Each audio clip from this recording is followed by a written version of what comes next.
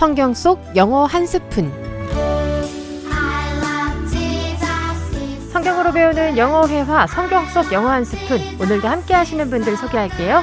안녕하십니까. 성경 한 스푼 전재한 목사, 영어 한 스푼 곽현주 집사입니다. 네, 오늘도 지난 시간에 이어서 행복가족분들께 드리는 복습 퀴즈 준비하셨죠? 오늘은 성경 퀴즈인데요. 목사님께서 내주시죠. 네, 여리고성을 점령할 때 하나님께 구별된 물건을 몰래 훔쳐 숨김으로 하나님의 진노를 일으킨 인물은 누구일까요? 1번 미간, 2번 순간, 3번 막간, 4번 알간 모르간, 5번 아간. 네, 문자 샵 1313, 카카오톡 YDCBS, CBS 레인보 어플 게시판으로 정답 보내주세요. 한 분께 선물 보내드리겠습니다. 자, 그럼 목사님 오늘 성경 한 스푼 소개해 주시죠. 네, 오늘의 성경 한 스푼은 여호수아 8장 1절에서 29절의 말씀으로 이스라엘의 범죄로 아이성에게 패배를 당한 후에 이야기를 나눠보도록 하겠습니다. 패배의 근본적인 문제였던 아간이 죽임을 당하였지만 여전히 아이성을 정복하지 못한 상황이었어요.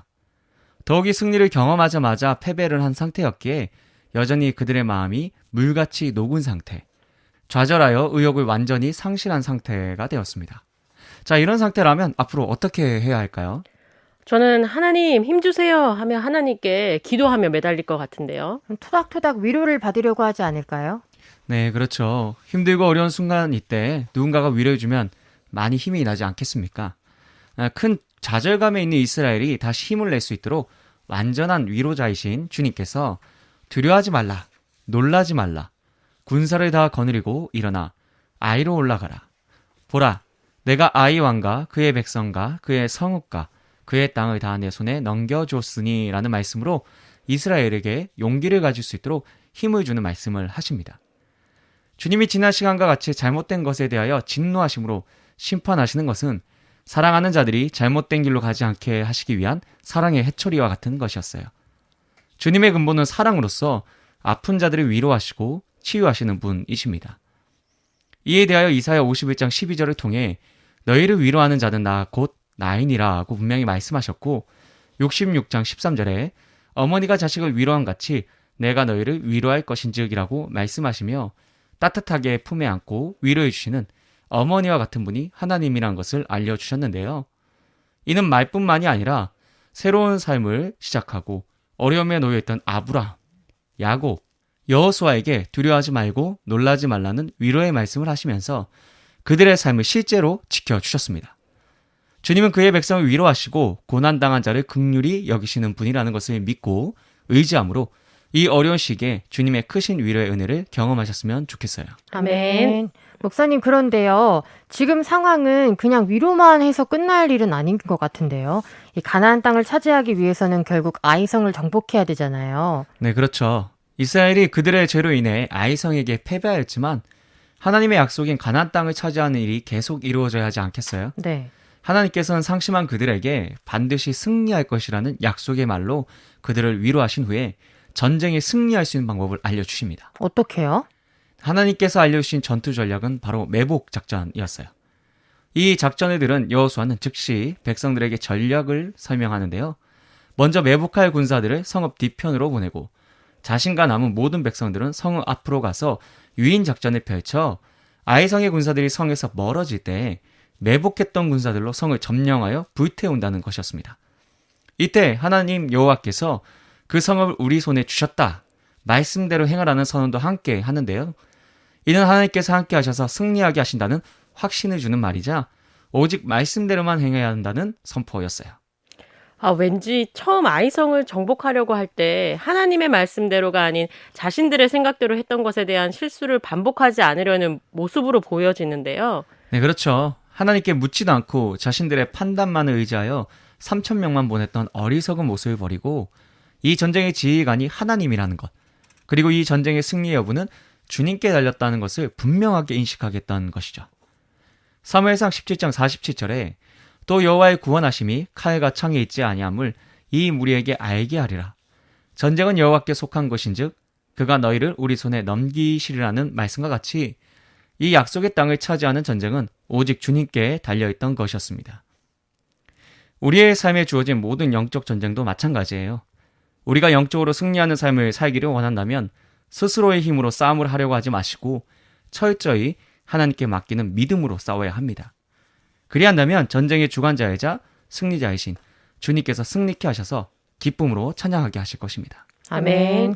그런데 자기들의 실수라고 하지만 어쨌든 한번 졌으니까 말씀대로 행하지 않을 가능성도 있을 것 같은데요. 여호수아가 말한 것처럼 그들이 그렇게 전쟁에 임했나요? 다행히도 그들은 여호수아가 말한 그대로 움직이기 시작합니다. 실패를 교훈 삼아 다시 말씀의 사람들이 된 것이었죠. 여호수아는 먼저 복병을 뽑아 밤중에 성읍 뒤 아이 서쪽 베델과 아이 사이로 가서 매복하게 합니다. 그리고 다음날 아침 일찍 군사들을 이끌고 아이 북쪽에 진을 쳐요. 북쪽에 주부대, 서쪽에 매복부대가 있게 된 것인데요.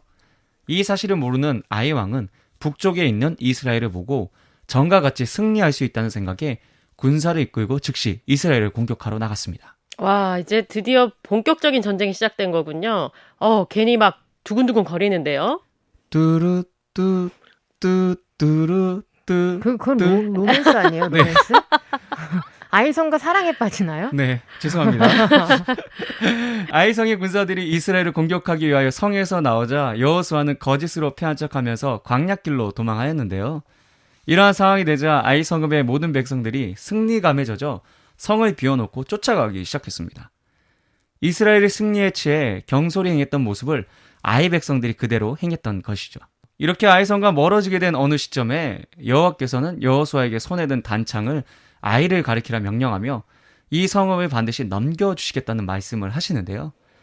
이 말씀이 떨어지기 무섭게 여호수아는 즉시 단창을 들었고 그 순간 성읍 뒤에 숨었던 복병들이 성읍을 점령하고 불을 놓기 시작합니다.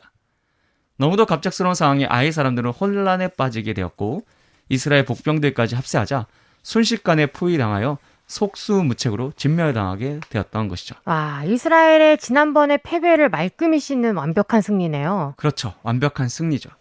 이스라엘의 진정한 대장이신 주님의 뜻대로 행했더니 완벽한 승리를 하게 된 것입니다. 주님에 대한 절대적인 순종이 승리를 얻게 한 것이죠.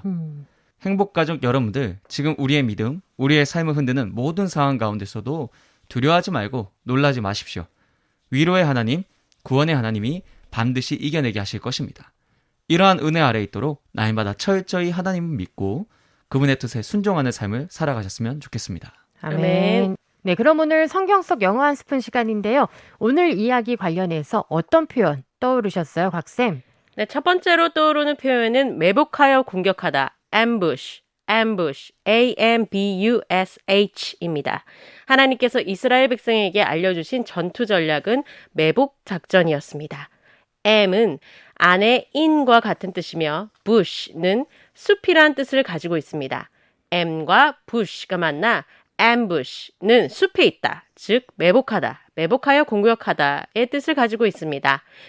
그들은 적을 매복하여 공격했다를 영어로 하면 they ambushed the enemy입니다. 이 전쟁 영화 볼 때 주인공이 숨어있는 적으로부터 공격당해서 매복 공격이다, ambush 이렇게 외치는 걸 들었던 기억이 있는 것 같아요. Exactly, 맞습니다.